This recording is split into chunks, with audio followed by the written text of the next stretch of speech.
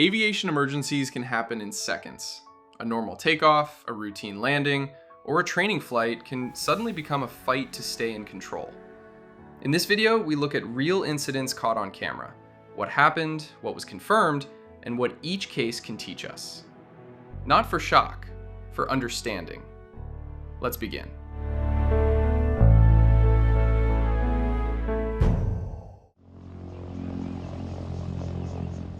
June 11th, 2022, Indian Trail, North Carolina. This was supposed to be a short test flight in an experimental Twinstarr gyroplane. Before takeoff, the pilot ran the engine on the ground and completed several taxi checks. Everything seemed normal. But shortly after liftoff, the engine lost power completely. The pilot tried to turn back toward the airport, but there was not enough time or altitude. The gyroplane struck power lines and hit the ground. The pilot survived with minor injuries. Investigators later found debris blocking most of the fuel filter opening. More debris was found inside the fuel tank. It matched silicone sealant used near the fuel level sender. The confirmed cause was blocked fuel flow to the engine. The important point is that a ground run does not always prove the fuel system is clean. Before a first test flight, especially in an unfamiliar experimental aircraft, the tank, filter, and fuel path need to be checked as carefully as the engine itself.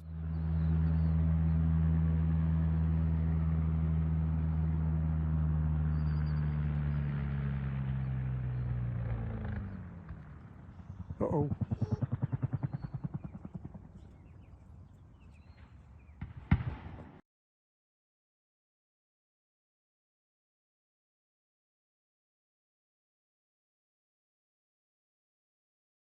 September 2nd, 2023, Englewood, Colorado. This was a training flight in a Cessna 172. The instructor and student had just taken off and were flying in the airport traffic pattern. Then, several geese crossed their path.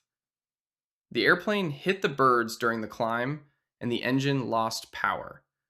At that height, there was no time to work through the problem. The instructor took control and chose a nearby golf course for the forced landing. The airplane came down hard and flipped over. Both people on board survived with minor injuries. Investigators confirmed the cause, an in-flight collision with several geese. This accident shows how dangerous a bird strike can be just after takeoff. When power is lost close to the ground, the safest choice is often not to turn back. It is to keep control, choose the best area ahead, and protect the people on board.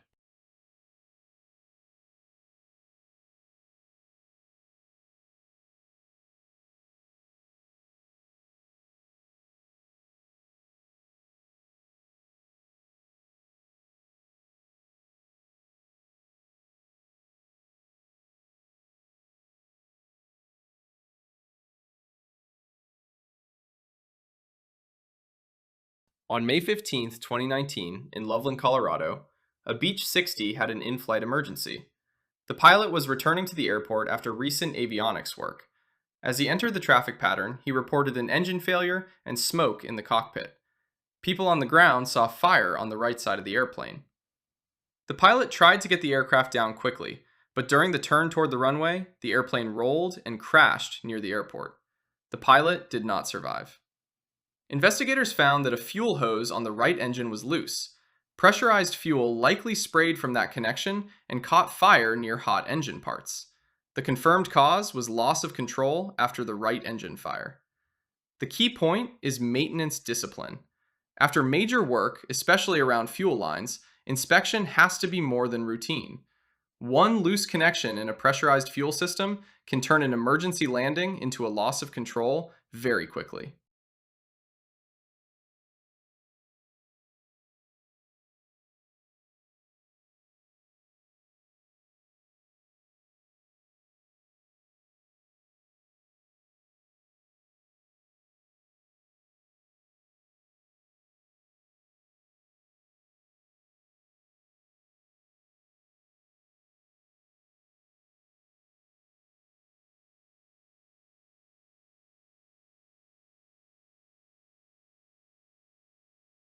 September 23, 2017, Clearwater, Florida.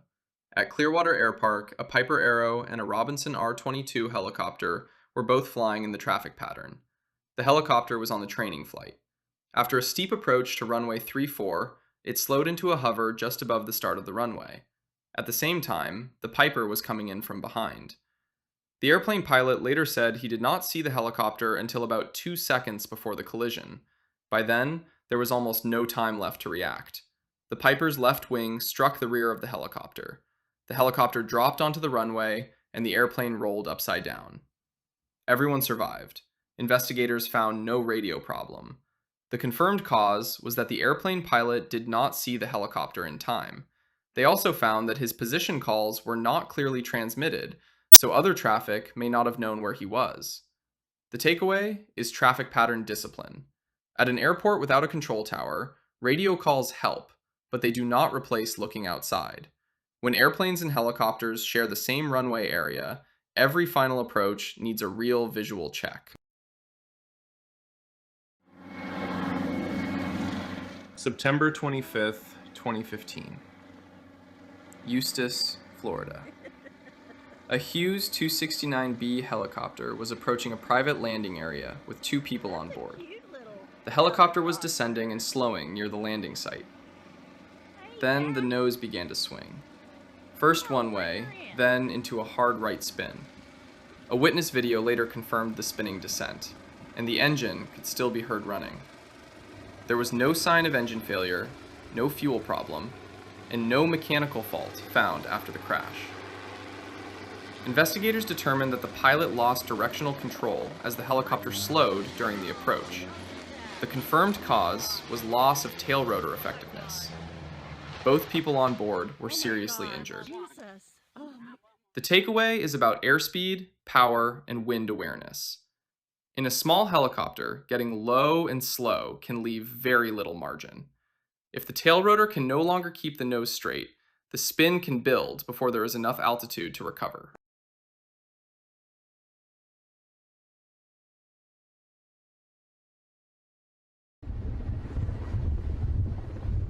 May 11th, 2006, Aniva Bay, near Sakhalin, Russia. This was a rescue exercise between Russian and Japanese teams. An Mi-14 search and rescue helicopter had landed on the water as part of the drill. There were 13 people on board. During takeoff from the water, the helicopter lost engine power. It came down hard, but stayed afloat. The crew then tried to lift off again, but water had entered the nose section, making the helicopter heavy in front. As it tried to rise, the nose dug into the water. The main rotor blades hit the surface, and the helicopter rolled over. Most people escaped, but one crew member later died from his injuries. Investigators linked the accident to a loss of engine power. Available reports point to icing in the engine air intakes as the likely reason. The important part is what happened after the power loss. On a helicopter that can land on water, floating does not always mean it is safe to take off again. After a hard water impact, flooding, damage, and balance can change the aircraft before the next attempt.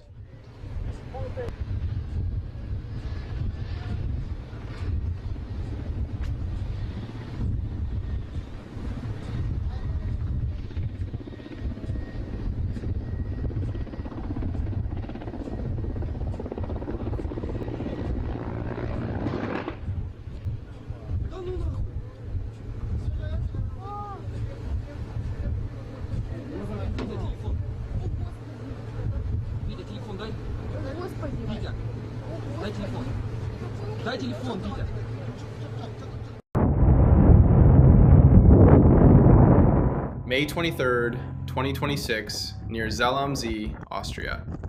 A paraglider was flying in mountain airspace when a Cessna approached from behind. The danger here was the speed difference. The paraglider had almost no chance to move away like an aircraft with an engine. The Cessna hit the canopy, and the propeller cut through the wing fabric. From that moment, the paraglider had only one real option. She used the reserve parachute and survived. The Cessna pilot also landed safely. The final cause has not been confirmed yet. Investigators still have to explain how both aircraft ended up so close in the same area. In mountain flying zones, slow traffic has to be expected. A paraglider may look small from the cockpit, but the closing speed can make the warning time almost disappear.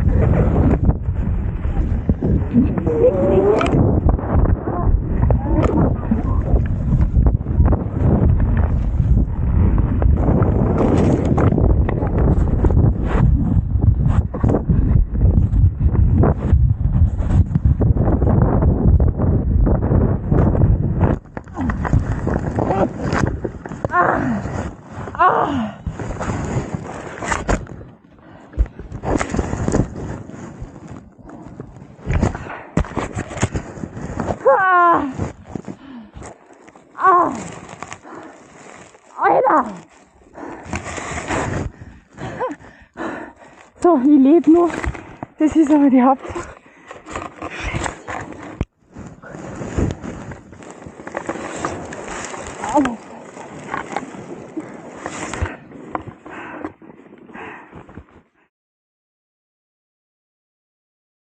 October 17th, 2019.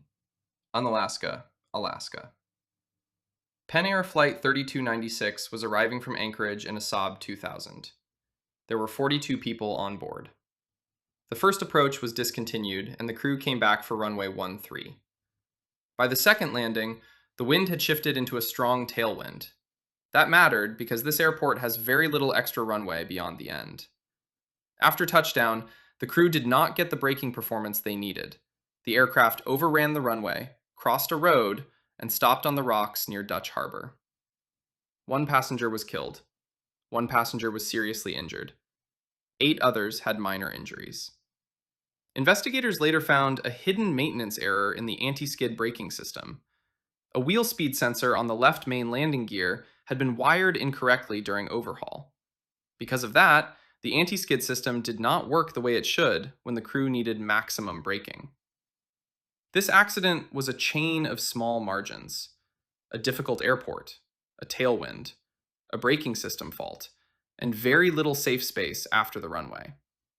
At airports like Unalaska, the decision to continue has to be made before those margins are already gone.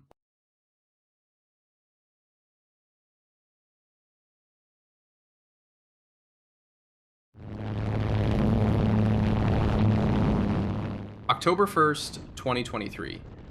This was an AFF training jump by a beginner skydiver, around his 6th jump. At first, the freefall still looked recoverable, but his body position broke down and the spin became faster. He later said the spin was so strong that he could barely see clearly. He deployed while unstable, and the main parachute wrapped around his leg. He cut away and opened the reserve, but the main canopy did not fully clear. It stayed caught around his leg. Now he was under the reserve, but upside down, with the old canopy still tangled around him. There was no normal landing flare. He hit the ground on his back. He survived, and by his own account, he avoided critical injuries. This was not a proven equipment failure. The problem started with an unstable deployment after a fast spin, then became a serious leg entanglement. The key point is that emergency procedures can save a life, but they do not erase the first problem. If fabric and lines are already wrapped around the body, that danger can follow the jumper all the way to the ground. Oh, you okay, Maddie? Maddie, you okay? I think so.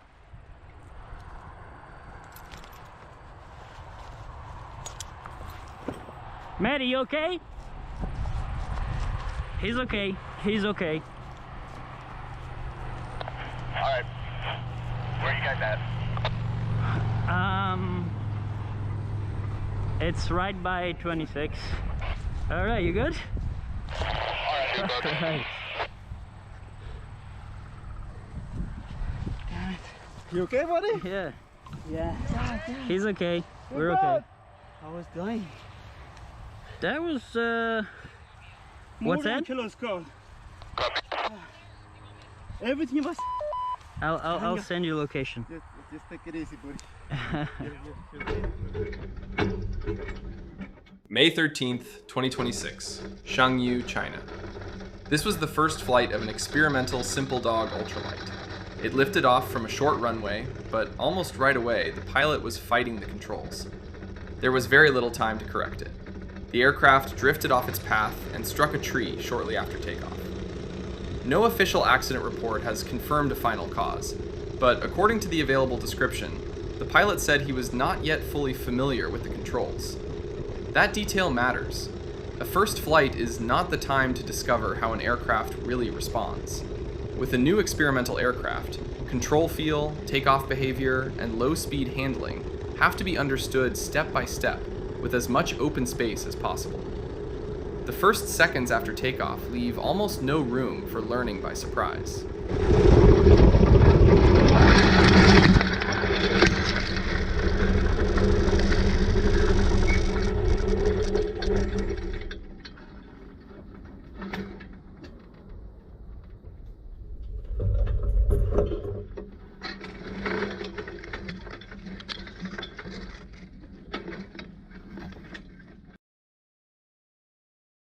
December 5th, 2014, Fort Collins, Colorado. A student pilot was flying solo in a Cirrus SR20 at an airport without a control tower. Just before he landed, a UH-60 helicopter had departed from the same runway. The student knew the helicopter was ahead. He even planned to touch down farther along the runway to avoid its wake, but he was still only about 30 seconds behind it. As the Cirrus came close to the runway, it entered the helicopter's wake turbulence. The airplane suddenly rolled hard to the left. The student tried to correct and started a go-around, but there was almost no height left. The aircraft hit the ground beside the runway. The pilot survived, but he was seriously injured. Investigators confirmed that helicopter wake turbulence caused the loss of control. The important point is easy to miss. A helicopter does not have to be on the runway to still be dangerous. Its rotor wake can remain behind it, and for a small airplane close to the ground, there may be no time to recover.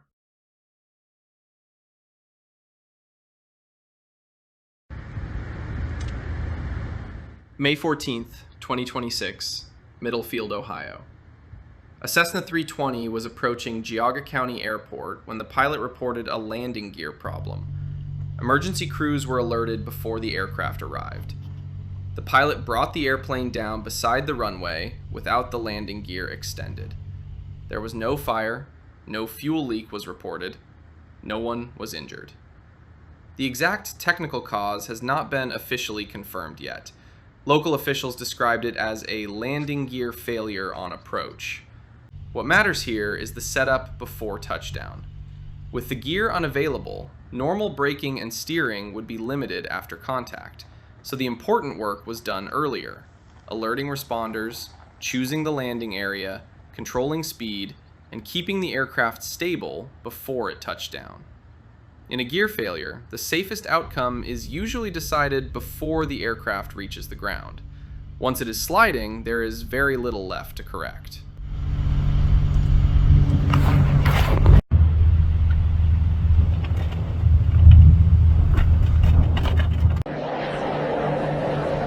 May 19th, 2026, Wichita, Kansas. A U.S. Air Force T-6A Texan II reported an in-flight problem while operating away from its home base in Oklahoma. The aircraft had been near Hutchinson, Kansas before diverting to McConnell Air Force Base. Emergency crews were ready when it arrived. The pilots landed without the landing gear extended. After contact, there was no normal wheel braking or steering. The outcome depended on what had already been done before touchdown: runway choice, speed, alignment, and a stable setup. Both pilots got out safely and were checked by medical personnel. The Air Force has not confirmed the exact cause yet. Early reports point to a landing gear problem, but the formal investigation is still underway. A belly landing is not about controlling the aircraft normally after it touches down. Most of the safety margin is built before contact. In this case, that preparation gave both pilots the best possible outcome.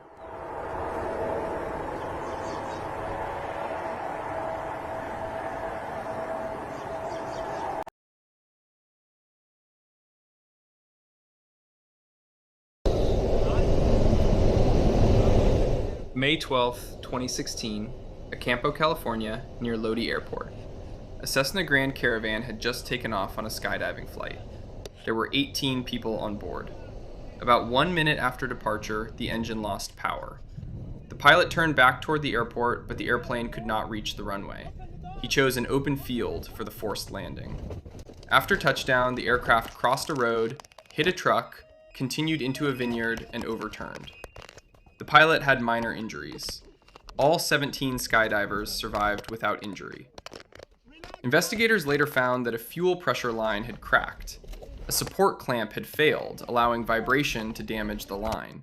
That led to a total loss of engine power. They also found that the clamp had not been properly inspected during earlier maintenance. The key point is maintenance discipline. A fuel line does not only depend on the line itself, its support matters too. If vibration is not controlled, a small crack can turn into a complete power loss at the worst possible time. Fuck me! How many we were in the load? How many we were in the load?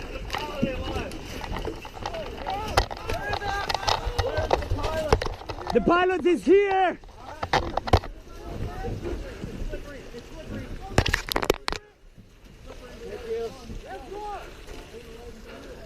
Pilot, are you okay?